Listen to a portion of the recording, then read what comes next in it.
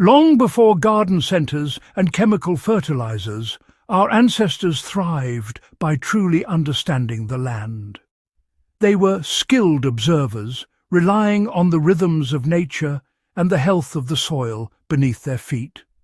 Their survival depended on nurturing the earth, not exploiting it. They saw soil as the foundation of abundance, building fertility year after year for future generations. Instead of quick fixes, they practiced patience, feeding the soil so it could feed them. This was a cycle of life, decay, and renewal, harnessed through careful stewardship. Their methods, born of necessity, became an art, creating rich, productive land without depleting it. Today, we're rediscovering that healthy gardens begin with healthy soil, a truth our ancestors lived by. By looking back, we find a more sustainable, rewarding way to grow. Their wisdom is not just history, it's a guide for every gardener now. We have much to learn from those who worked with, not against, the earth. Let's reconnect with this quiet, powerful magic. Soil isn't just dirt, it's a living, breathing community.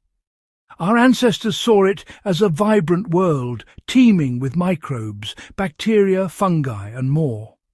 Plants and microbes form a partnership. Plants feed the microbes with sugary exudates, and microbes unlock nutrients for the plants. This exchange is the true engine of a thriving garden. Modern fertilizers bypass this living system, offering a quick fix but weakening the soil over time. Feeding the soil, not just the plant, was the old way, and it's the better way. When we nurture the soil's microbial life, our plants become stronger, more resilient, and more nutritious. Reviving ancient secrets means seeing soil as our partner, not just a medium. Care for this ecosystem, and it will reward you. Healthy soil leads to healthy plants and abundant harvests. The life in the soil is where true gardening success begins. Respect it, and your garden will thrive. Compost tea is a simple, ancient recipe. No fancy equipment needed. Start with a handful of finished compost or worm castings as your inoculum, packed with beneficial microbes. Use rainwater if possible. If using tap water, let it sit for 24 hours to remove chlorine. Add a food source for microbes, unsulfured blackstrap molasses. This feeds the bacteria and fungi, helping them multiply rapidly. You'll need a bucket, an aquarium air pump with air stones, and a mesh bag for the compost. Our ancestors used what they had: barrels, sticks, and patience, but the principles are the same. The key is combining a starter, clean water, and a food source. This recipe has been passed down through generations, not in books, but in practice. It's a direct link to the wisdom of growers who knew the secret to a great garden was brewing a great tea. Simple, effective, and timeless. Let's see how to bring this tea to life.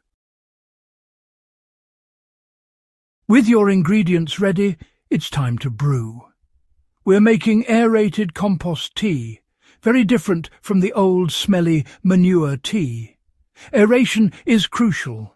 It cultivates beneficial microbes and prevents harmful ones. Fill your bucket with chlorine-free water, set up the air pump and air stones, and get the water bubbling. Stir in 2 tablespoons of molasses for a 5-gallon brew. Place your compost or worm castings in a mesh bag, tie it, and submerge it in the bubbling water. Let the air pump run continuously for 36 hours. The combination of water, food, and oxygen triggers a microbial explosion. Billions of beneficial organisms multiply, transforming the water into a living solution. You're not just making fertilizer, You're brewing an ecosystem. When the tea is ready, it's packed with life, ready to nourish your garden. This is the magic of compost tea. Now, let's make sure your brew is a success. After brewing, check your compost tea's aroma. It should smell sweet and earthy, like a forest after rain. A frothy, bubbly surface is another sign of success. If it smells foul or sour, the brew has gone anaerobic. Don't use it on your garden. Anaerobic tea can harm plants and soil, introducing disease. If your brew fails, don't worry. Just improve aeration next time.